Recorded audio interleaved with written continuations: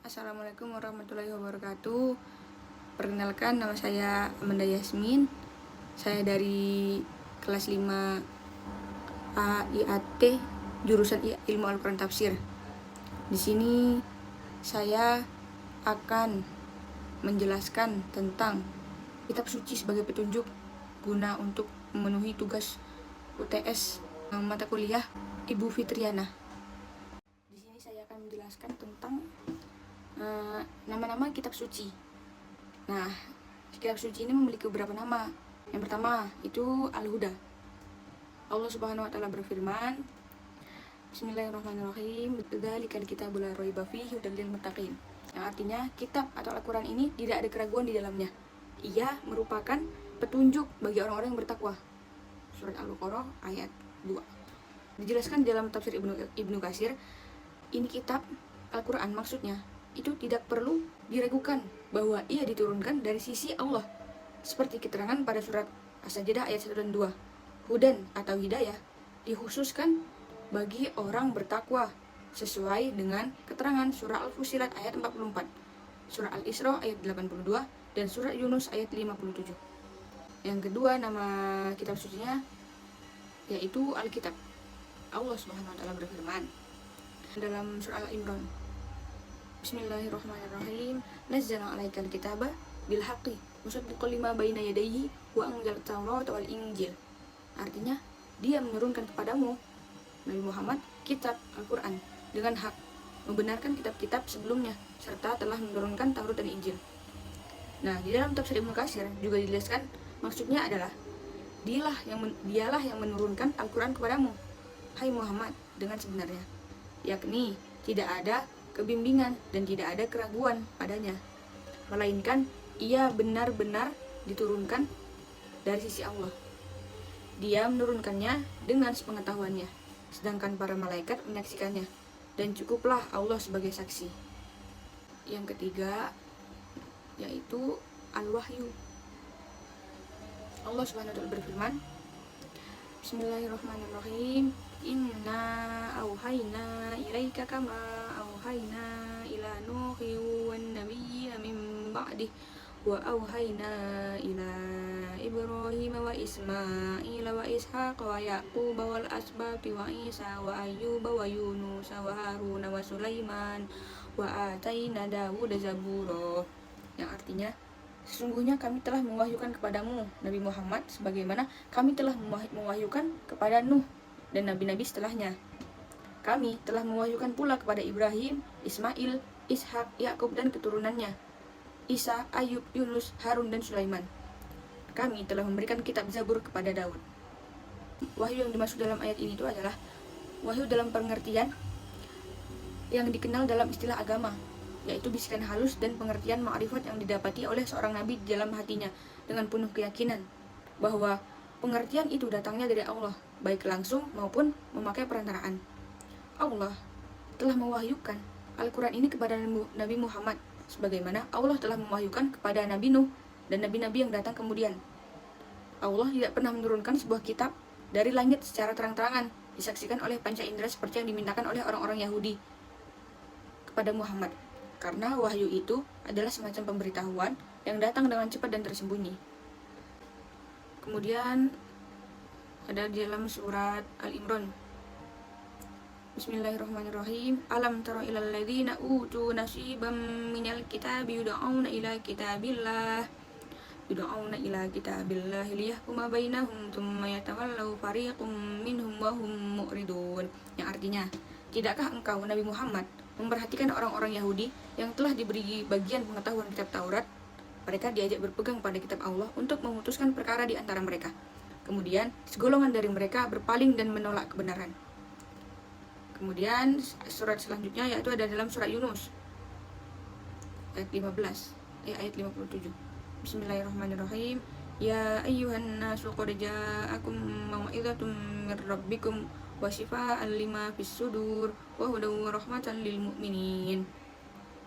Yang artinya, wahai manusia, sungguh telah datang kepadamu pelajaran Al-Quran dari Tuhanmu, penyembuh bagi sesuatu penyakit yang terdapat dalam dada dan petunjuk serta rahmat bagi orang-orang yang mukmin. Kemudian ada pada surah As-Sajdah ayat 23. Bismillahirrahmanirrahim. Walaqad atayna Musal kitaba fala takum fi miryatin min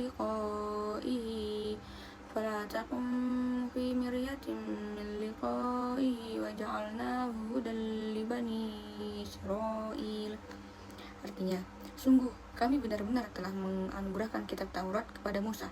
Maka janganlah engkau Muhammad ragu-ragu menerimanya, Al-Quran, dan kami menjadikan kitab Taurat itu sebagai petunjuk bagi Bani Israel. Allah Subhanahu wa Ta'ala berfirman mengabarkan tentang hamba dan rasulnya Musa yang diberikan olehnya sebuah kitab yaitu Taurat. Dan firman Allah, "Fala takmu fi miryatin min liqa'ihi," maka janganlah kamu Muhammad ragu-ragu menjumpainya. Qatadah berkata, yaitu pada malam Isra, "Fala takmu fi miryatin min liqa'ihi," maka janganlah kamu Muhammad ragu-ragu menjumpainya. Bahwa beliau melihat dan berjumpa dengan Musa pada malam beliau melakukan Isra. At-Tabrani meriwayatkan dari Ibnu Abbas bahwa Nabi bersabda tentang firman Allah, "Wa ja'alnahu hudan li bani Israil," dan kami jadikan Alkitab Taurat itu petunjuk bagi Bani Israel. Allah menjadikan Musa sebagai petunjuk bagi Bani Israel. Dan firman Allah, "Wa ja'alnahu," dan kami jadikan Alkitab yang kami berikan kepadanya hudan li bani Israil, petunjuk bagi Bani Israel. Sebagaimana Allah Ta'ala berfirman dalam surah Al-Isra, "Wa atayna Musa al-kitaba wa ja'alnahu hudan li bani Israil alla tattakhidhu min duni wakila." Dan kami berikan kepada Musa Alkitab Taurat dan kami jadikan kitab Taurat itu petunjuk bagi Bani Israel dengan firman, "Janganlah kamu mengambil penolong selainku." Surah Al-Isra. Nah, kemudian saya akan menjelaskan tentang kewajiban beriman kepada kitab suci. Nah, yang pertama ada dalam surat Al-Anbiya ayat 50. Bismillahirrahmanirrahim. Wa hadza dzikrun mubarakun anzalnahu afa antum lahu munkirun. Dan ini Al-Quran adalah peringatan yang diberkahi yang telah kami turunkan, maka mengapa kamu mengingkarinya? Nah, di dalam tafsir Ibnu Katsir dijelaskan bahwa Ibnu Zaid berkata bahwa makna yang dimaksud adalah pertolongan. Kesimpulan maksudnya itu adalah bahwa semua kitab samawi mengandung pemisah antara kebenaran dan kebatilan, petunjuk dan kesesatan, halal dan haram. Begitu juga mengandung cahaya dalam hati, petunjuk, ketakutan, dan taubat. Oleh karena itu, Allah Subhanahu wa Ta'ala berfirman, kitab Taurat dan penerangan serta pengajaran bagi orang-orang yang bertakwa, yaitu peringatan dan nasihat untuk mereka. Kemudian saya akan menjelaskan tentang kewajiban untuk mengamalkan kitab suci. Allah Subhanahu wa Ta'ala berfirman dalam surah Al-An'am ayat 106. Bismillahirrahmanirrahim. Ittabi' ma uhiya ilaika min rabbik la ilaha illahu wa'rid 'anil musyrikin.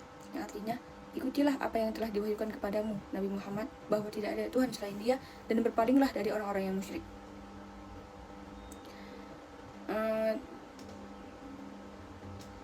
Di dalam kitab Ibnu Katsir dijelaskan bahwa Allah Subhanahu wa Ta'ala berfirman, seraya memerintahkan kepada Rasulullah dan orang yang mengikuti jalannya, yaitu ikuti dan amalkanlah jejaknya, karena apa yang telah diwahyukan kepadamu dari Tuhanmu adalah kebenaran yang tidak ada keraguan padanya, karena sesungguhnya tidak ada Tuhan selain Dia.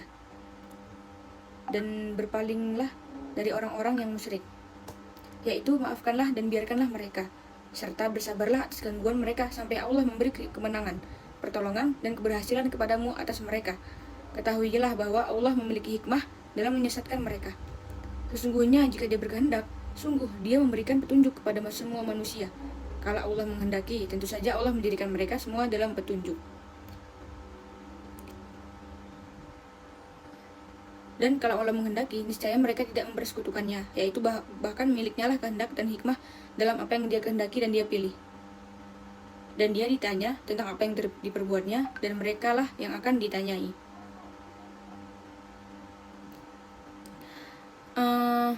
Kemudian mungkin ini saja yang dapat saya jelaskan dan saya sampaikan. Mungkin masih banyak kekurangan dari penyampaian ataupun yang lain. Saya mohon maaf. Saya akhiri. Wabillahi taufiq wal hidayah. Assalamualaikum warahmatullahi wabarakatuh.